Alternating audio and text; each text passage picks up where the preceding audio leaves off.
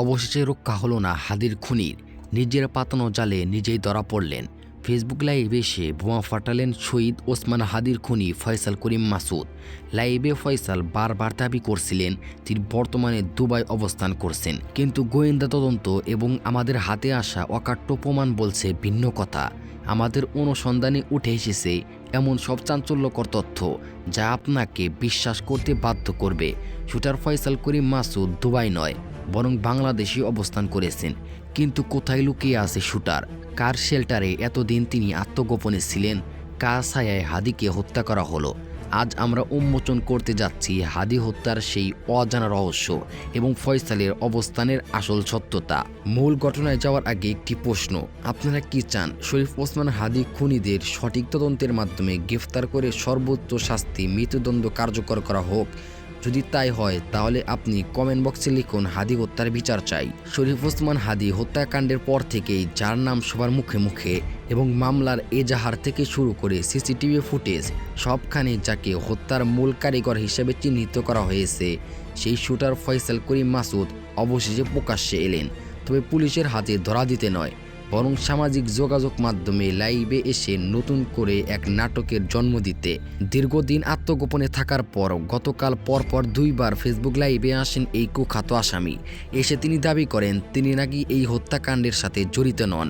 তিনি দাবি করছেন তিনি বর্তমানে বাংলাদেশের সীমানা ছাড়িয়ে সুদূর দুবাইয়ের বিলাসবহুল জীবন কাটাচ্ছেন, কিন্তু একজন চিহ্নিত খুনি যার বিরুদ্ধে সুনির্দিষ্ট অভিযোগ এবং প্রমাণ রয়েছে, সে চাইলেই কি সত্যকে মিথ্যা দিয়ে ঢেকে রাখতে পারে?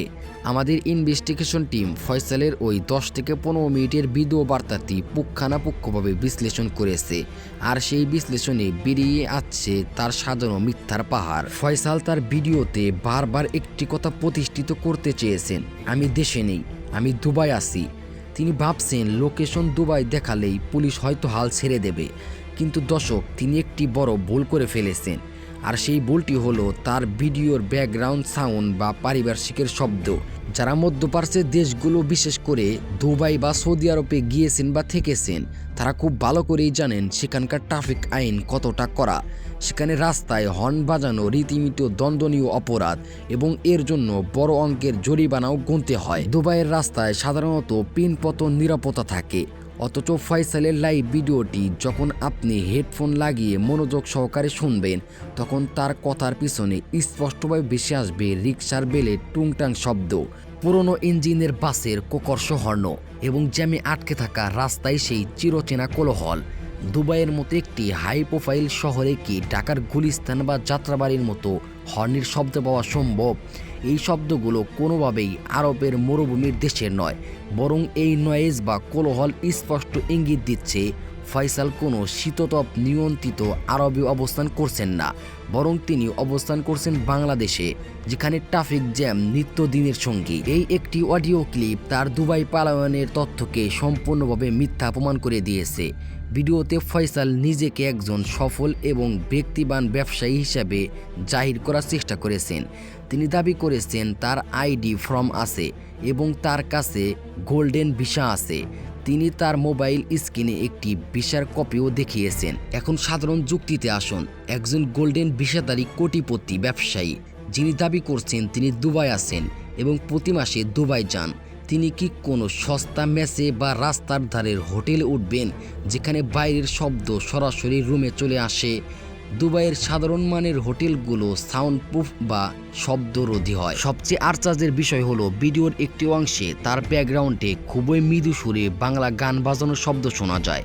দুবাইয়ের পাশের ফ্ল্যাটে বা পাশের রুমে উচ্চস্বরে বাংলা গান বাজার সম্ভাবনা কতটুক? এটি তখনই সম্ভব যখন আপনি কোনো বাঙালি অধ্যুষিত মেসে বা গলিতে লুকিয়ে থাকেন, সেখানে দেওয়ালগুলো পাতলা আবরণে ঢাকা থাকে। নিজেকে হাই প্রোফাইল দাবি করা ফয়সালের এই ভিডিওর পরিবেশ তার দাবির সাথে কোনোভাবেই মিলছে না, বরং বোঝা যাচ্ছে তিনি আত্মগোপনে থেকে খুব সাধারণ মানের কোনো জায়গায় তিনি দিন পার করছেন। নিজেকে নির্দোষ প্রমাণ করতে গিয়ে ওই লাইভে এমন কিছু তথ্য দিয়েছেন যা উল্টো তার মোটিভ বা উদ্দেশ্যকেই প্রমাণ করে দিয়েছেন। তিনি স্বীকার করছেন যে 5ই আগস্টের পর সরকার পরিবর্তনের ফলে তিনি ব্যবসায়িক মন্দায় পড়েন এবং সরকারের কাজ বা প্রজেক্ট পাওয়ার জন্য তিনি মরিয়া হয়ে ওঠেন। ফয়সাল নিজের মুখেই স্বীকার করেছেন যে একটি সরকারি প্রজেক্ট বা কাজ পাইয়ে দেওয়ার কথা বলে শহীদ শরীফ ওসমান হাদি তার কাছ থেকে 5 লক্ষ টাকা নিয়েছেন। ফয়সাল যদি এতটাই যোগ্য আইডি এক্সপার্ট হয়, ব্যাটল অফ 71 গেমের নির্মাতা হন, তবে কাজ পাওয়ার জন্য তাকে কেন 5 লক্ষ টাকা ঘুষ দিতে হবে? ফয়সাল তার লাইভে অকপটে স্বীকার করেছেন হত্যাকাণ্ডের দিন অর্থাৎ শুক্রবার তিনি ঘটনাস্থলে উপস্থিত ছিলেন। তিনি তার বাইক নিয়ে সেখান দিয়ে গিয়েছিলেন, কিন্তু তার দাবি হলো হত্যাকাণ্ডের ঠিক 10 মিনিট আগে তিনি সেখান থেকে চলে আসেন। অপরাধ জগতের ভাষায় একে বলা হয় সুবিধাজনক অজুহাত। ঠিক 10 মিনিট আগেই কেন তিনি আসলেন এবং তিনি চলে আসার পর কেন হাদিকে গুলি করা হলো বা হত্যা করা হলো? এই টাইমিংটা কি খুব বেশি কাকতালীয়? গোয়েন্দারা ধারণা করছেন ফয়সাল মূলত পরিস্থিতি পর্যবেক্ষণ করতে বা রেকি করতেই সেখানে গিয়েছিলেন। তিনি নিশ্চিত হয়েছিলেন যে হাদি সেখানে আছে এবং পালানোর রাস্তা ক্লিয়ার আছে কিনা। তার উপস্থিতি প্রমাণ করে তিনি এই ষড়যন্ত্রের অংশ। ফয়সালের নাটকের শেষ এখানেই নয়। তিনি দাবি করছেন ঘটনার পরপরই তিনি দুবাই চলে গেছেন, কিন্তু তার ফোনটি নাকি তার 5 বছরের ভাগিনা ভেঙে দিয়েছে, তাই তার কাছে আগের মোবাইল বা সিম কার্ড নেই। একজন মানুষ যে দেশ ছেড়ে পালিয়ে যাচ্ছে, তার কাছে তার মোবাইল ফোনটি সবচেয়ে গুরুত্বপূর্ণ যোগাযোগ মাধ্যম। আর তিনি বলছে সেই ফোনটি নাকি বাচ্চার হাত থেকে পড়ে হারিয়ে গেছে। এটা কি বিশ্বাসযোগ্য? মোটেও নয়। এটি মূলত ডিজিটাল ব্লুপ্রিন্ট বা লোকেশন যাতে ট্র্যাক না করা যায় সেজন্য তিনি ইচ্ছা করে তার ফোনটি ধ্বংস করেছে বা সিম কার্ড পরিবর্তন করে ফেলেছেন। বাগিনা ফোন ফেলে দিয়েছে, এটি একটি শিশু সবল অজুহাত মাত্র। পুরো ভিডিওতে ফয়সাল নিজেকে ভুক্তভোগী হিসেবে সাজানোর চেষ্টা করেছে। তিনি দাবি করছেন জামায়াত শিবির বা অন্য কেউ এই হত্যাকাণ্ড ঘটিয়েছে এবং তাকে ফাঁসানোর চেষ্টা করছে, কিন্তু তিনি একবারও ব্যাখ্যা করতে পারেননি যদি তিনি নির্দোষী হবেন তবে কেন তিনি ঘটনার পরপরই দেশ ছেড়ে পালালেন, কেন তিনি আইনের প্রতি শ্রদ্ধা না দেখিয়ে আত্মগোপনে চলে গেলেন। একজন নিরপরাধ মানুষ কখনো পালায় না, সে আইনি লড়াই করে। ফয়সালের পালায়নই প্রমাণ করে যে তিনি অপরাধী এবং এখন ধরা পড়ার ভয়ে তিনি অন্যের ঘাড়ে দোষ চাপিয়ে বিভ্রান্তি সৃষ্টি করার চেষ্টা করছে। দর্শক, ফয়সাল করিম মাসুদের পুরো লাইভ ভিডিওটি বিশ্লেষণ করে একটি চিত্র ফুটে ওঠে। তিনি ভীতু এবং সন্ত্রস্ত। তিনি দুবাইয়ের যে ভিসা মোবাইল স্ক্রিনে দেখিয়েছেন তা এডিট করা বা পুরনো হতে পারে, কিন্তু তার ভিডিওর সাউন্ড অস্থিরতা এবং অসংলগ্ন কথাবার্তা বলে দিচ্ছে তিনি দুবাইয়ে নেই। তিনি সম্ভবত বাংলাদেশের অথবা বর্ডারের খুব কাছাকাছি আত্মগোপনে আছেন। তিনি লাইভে এসে বিভ্রান্তি ছড়াতে চাইছেন যাতে পুলিশ তাকে খোঁজা বন্ধ করে দেয়, কিন্তু সত্য কখনো চাপা থাকে না। তার দেওয়া তথ্যের গরমিল এবং অডিও ভিজুয়াল প্রমাণগুলো তাকে ধরিয়ে দেওয়ার জন্য যথেষ্ট।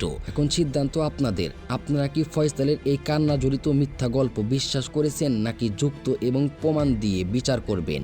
আপনারা কি চান না হাদির চিহ্নিত খুনিদের বিদেশ থেকে নয় বরং বাংলার মাটি থেকে তাদের গ্রেফতার করে দৃষ্টান্তমূলক শাস্তি দেওয়া হোক? আপনারা কি চান না শরীফ ওসমান হাদির আত্মা শান্তি পাক? আপনারা কি চান না এখনই ফয়সাল করিম মাসুদের পুরোপুরি মুখোশ খুলে যাক? তবে এখনই কমেন্ট বক্সে আওয়াজ তুলুন, লিখুন হাদি হত্যার বিচার চাই এবং ভিডিওটি শেয়ার করে ছড়িয়ে দিন সবার মাঝে। যদি ফয়সাল করিমের এই নতুন ষড়যন্ত্র সকলেই বুঝতে পারে, পরবর্তী আপডেট নিয়ে আপনাদের সামনে হাজির হব।